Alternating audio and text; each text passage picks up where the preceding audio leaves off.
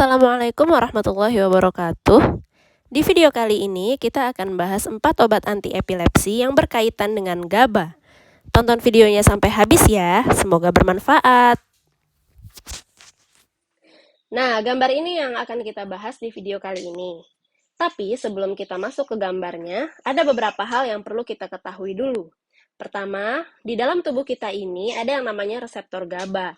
Reseptor GABA ini berikatan dengan kanal C-elmin. Reseptor GABA ini ada beberapa tipe, yaitu tipe A, B, dan C. Tapi yang kita bahas di video kali ini hanya GABA A saja. Nah, di tubuh kita juga ada kanal C-elmin. Kanal C-elmin ini kalau terbuka, C-elmin bisa masuk ke dalam sel, selnya mengalami hiperpolarisasi, dan menimbulkan efek tidur atau tenang.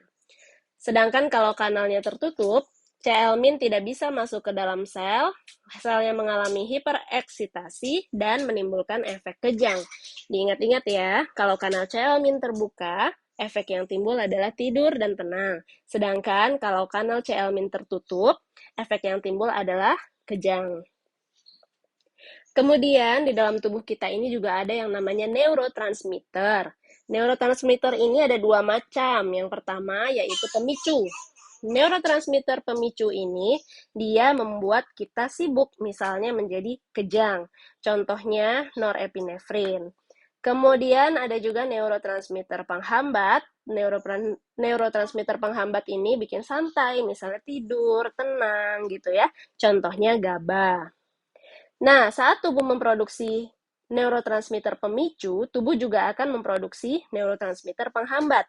Namun, pada penderita epilepsi, jumlah neurotransmitter penghambatnya kurang, sehingga terjadilah kejang. Gambar yang hijau ini disebut juga sel saraf presinaptik. Sel saraf presinaptik adalah sel saraf yang memberikan pesan. Nah, gambar yang kuning ini adalah sel saraf pasca sinaptik. Sel saraf pasca sinaptik ini adalah sel saraf yang menerima pesan. Letaknya di organ target, misalnya di otot. Nah, jarak antara sel saraf presinaptik dengan sel saraf pasca sinaptik disebut juga celah sinaps. Di sel saraf presinaptik itu ada yang namanya transporter GABA. Untuk apa? Nanti kita jelaskan. Sedangkan di sel saraf pasca sinaptik itu ada yang namanya reseptor GABA. Dan juga kanal C-elmin. Nah, di sel saraf presinaptik terjadi pengubahan glutamat menjadi GABA oleh asam glutamat dekarboksilase. GABA ini kemudian dikeluarkan ke celah sinaps, lalu dia berikatan dengan reseptor GABA di sel saraf pasca sinaptik. Setelah reseptor GABA dan GABA berikatan, kanal C-elmin menjadi terbuka, dan masuklah C-elmin dari luar ke dalam sel saraf pasca sinaptik. C-elmin di dalam sel saraf pasca sinaptik jadi banyak, lalu terjadilah tidur, tenang ya. Yang tadinya mungkin dia kejang, lalu bisa ditenangkan dengan adanya si GABA ini. Seperti itu. Selain dia bisa berikatan dengan reseptor GABA, si GABA ini yang dari celah sinaps tadi juga bisa masuk lagi ke sel saraf presinaptik melalui transporter GABA, atau disebut juga mengalami reuptake.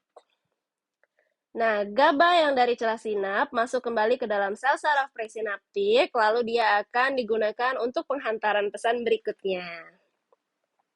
Nah, kemudian GABA di celah sinaps itu bisa juga diuraikan oleh si GABA transaminase menjadi alfa-ketoglutarat dan suksinil semialdehid.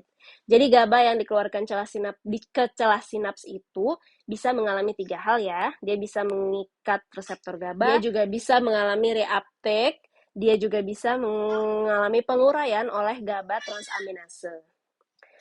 Nah, lalu di manakah obat epilepsi bekerja? Nah, yang pertama kita bahas di sini adalah tiagabin. Tiagabin ini dia bekerja di transporter GABA, kerjanya mengganggu ya, mengganggu transporter GABA sehingga tidak terjadi reuptake. GABA yang sudah di celah sinaps tidak diambil kembali ke sel saraf presinaptik. Lalu kita juga punya obat vigabatrin. Vigabatrin ini bekerjanya mengganggu GABA transaminase sehingga GABA tidak diuraikan, tidak diuraikan menjadi alfa ketoglutarat dan suksinil semialdehid, sehingga GABA yang ada di celah sinaps tetap ada. Nah, terus kita juga punya obat yang namanya pentobarbital. Dia bekerjanya di reseptor GABA. Jika pentobarbital berikatan dengan reseptor GABA, maka kanal C-elmin akan terbuka lebih lama. Kalau kanal C-elmin terbuka lebih lama, jadi C-elmin yang masuk ke sel saraf pasca sinaptik akan lebih banyak, sehingga muncullah efek tidur tadi.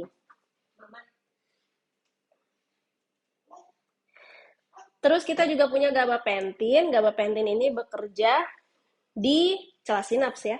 Dia memperbanyak pengeluaran GABA dari sel saraf presinaptik. Nah, jadi inti dari kerja semua obat-obat epilepsi ini adalah memelihara jumlah GABA supaya tetap banyak ya di celah sinaps maupun di sel saraf pasca sinaptik. Kenapa? Karena kalau GABA-nya banyak, kanal C-elminnya bisa terbuka. Kalau kanal C-elminnya terbuka, lalu C-elmin yang masuk ke sel saraf pasca sinaptik lebih banyak dan muncullah efek tenang dan tidur tadi. Sekian pembahasan tentang obat epilepsi kali ini. Terima kasih sudah menonton. Wassalamualaikum warahmatullahi wabarakatuh.